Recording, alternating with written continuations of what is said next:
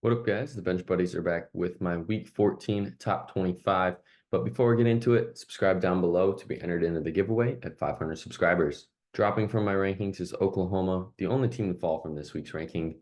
After some tough losses, they fall from the rankings, but they do stay in the others receiving votes, along with teams like TCU, Colorado State, St. Mary's, and Boise State, both joining the others receiving votes after they've started to put together a strong 2024 season. 25 through 21, this is where you have Texas Tech falling a lot, almost jumping out of the rankings with those two losses last week at TCU and home against Cincinnati. One more loss this week, and they're probably out. San Diego State jumps in because Oklahoma's falling out. And yes, they lost on the road to Colorado State, but they responded well with a good ranked win at home against Utah State. And that's why they're jumping in. New Mexico falls 3 spots because of their loss to Boise State at home in only one game. Then BYU and Dayton move up because of these teams falling. And as both teams took care of business, Dayton has some tough road games this week, so we could see them either slip up or get to 20 wins this week and possibly in the top 20. 20 through 16, you have a lot of teams that fell here, being Kentucky, Creighton, and Utah State. And then you have FAU and Alabama moving up. We'll start with Utah State that lost to San Diego State, drops them here, but they should respond well. They get 2 home games this week, the Nevada game and Boise State, both of those teams, the Mountain West at the top. And it's going to be a battle in the Mountain West as these teams are going to just probably replace each other at the end of the year. Creighton lost by 1 at Butler at home.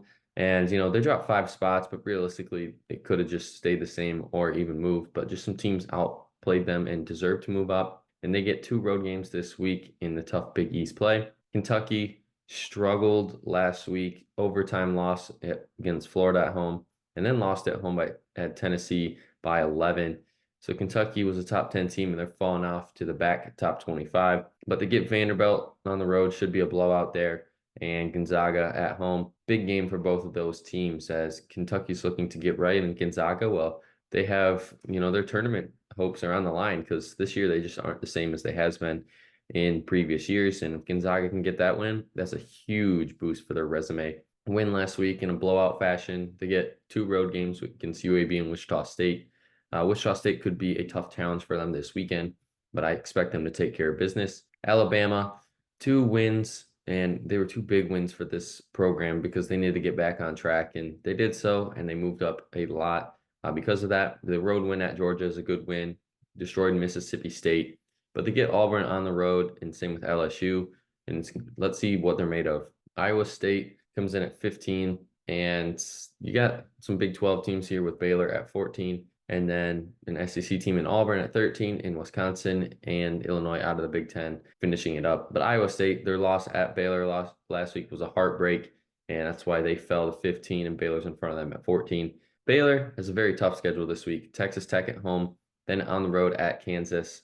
And, if this is the case, Baylor can go 1-1. I think they're going to find themselves right around where they are now. Auburn at 13. If they get the win against Alabama and beat Florida, 20-4, 9-2 in SEC play. If that happens, they might be a top 10 team next week. And Wisconsin really struggled last week. They were in both of these games, just couldn't close it late as they suffered 2 losses to fall from 8-1 to 8-3 in the conference. And now they have 2 easier games at Michigan, at Rutgers. Michigan, worst team in the Big Ten this year, and I'm saying it as a Michigan fan. And then Rutgers, middle of the pack and looking to make some noise, but they got to get a big win, and it would have to be against Wisconsin. And then Illinois at 11. 2 decent wins at Ohio State is a good win for them by 12, but that win over Nebraska, they've been playing some teams tough lately, and the win in overtime at home is a big win there. And they go on the road to face Michigan State, which could be a tough game for both of those teams. It's a must win for the Spartans, and Illinois definitely will get them further if they can get that road win. Now, 10 through 6, this is where it gets interesting. You have Arizona and South Carolina jumping into the top 10. And South Carolina, putting together a great story so far this year. 19-3, 7-2. And the win last week on the road at Tennessee and then at Georgia were 2 huge wins. And that's why I think they're a top 10 team right now. Where you have Duke, who's scraping by. The loss at North Carolina was a tough one, but they get 2 easier games in ACC play this week. Arizona, 2 road games in the Pac-12. They should take care of business there. Tennessee, Like I said, they beat Kentucky, which was a good win, but the loss at home to South Carolina, kind of disappointment there. But they get to rebound this week with LSU and Texas A&M. Then you have Marquette. They're my team. I think they can still win this whole thing. They get the big wins when they need them. Obviously, the Georgetown win was a blowout, but the win at Villanova, it's always tough to win there, playing against Villanova in that home crowd and getting that win. It seems like Marquette, the last few years, Villanova's been that team that has dominated the conference. And if you can go into their place, get that win, that's huge for you. And now they get St. John's this week at home in a very good game.